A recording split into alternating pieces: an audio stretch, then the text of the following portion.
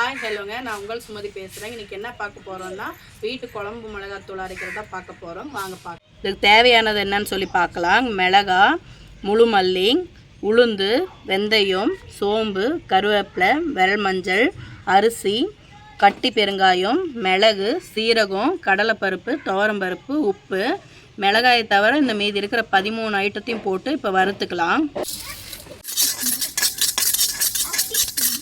இது எல்லாமே வச்சு கொஞ்சம் சிம்மில் தான் வறுக்கணுங்க. வேகமாக வச்சா வறுப்படாது, மேலே மட்டும் கருகிடும், உள்ளே வறுப்படாது. அதனால் சிம்மில் வச்சு தான் பொறுமையாக வறுக்கணும். இந்த மஞ்சளையும் போட்டு நல்லா வறுத்துக்கலாம். இது வந்து உப்பும் கருவேப்பிலையும். இந்த உப்பு எதுக்கு போடுறதுன்னா மிளகாத்தூள் சீக்கிரம் பூச்சி வைக்காது, அதனால் இந்த உப்பு போடணும். கருவேப்பிலையும் அப்படியே லைட்டாக வறுத்துக்கணும். இந்த பெருங்காயத்தையும் வறுத்துக்கணுங்க, இல்லைன்னா மிஷினில் அரைக்கும் போது மிஷினோட ஒட்டிக்கும். இது வறுத்து காய வச்சுட்டோம்னா நல்லாயிருக்கும். இப்போ இந்த முழு மல்லியும் வறுத்துக்கலாம்.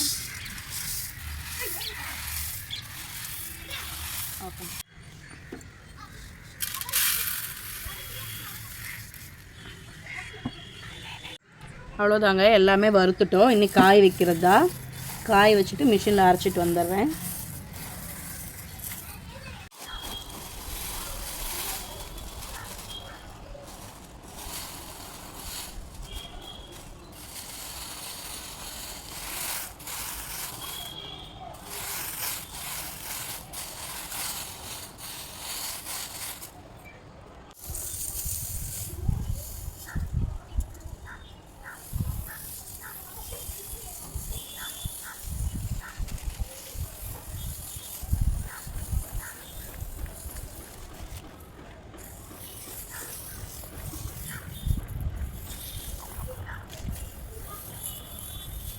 இங்கே பாருங்கள், நல்லா காஞ்சிருச்சு. இப்படி உடச்சா நல்லா அப்படியே மொறு மொறு சத்தம் வரணும். இந்த மாதிரி நல்லா உடஞ்சிருக்கு.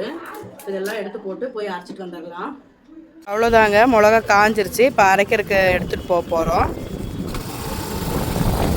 அரைச்சிட்டு வந்துடலாம்.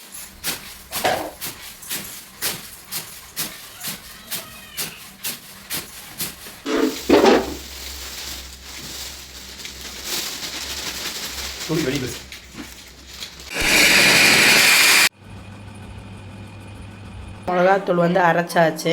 இப்போ பாருங்கள், 1/2 கிலோ. இது கர்நாடகா போகுதுங்க. கொரியரில் உடையக்கூடாதுங்கிறக்காண்டி இருக்கிற டப்பாவில் போட்டு விட்றேன். கொரியர் கவர் வாங்கிடலாம். உங்களுக்கும் தேவைன்னாக்கா வாட்ஸ்அப் நம்பர் மேலே தரேன், புக் பண்ணிக்கோங்க. கூடி சீக்கிரம் கவரெல்லாம் வாங்கி உங்களுக்கு நான் கொரியர் போட்டு விட்றேன்.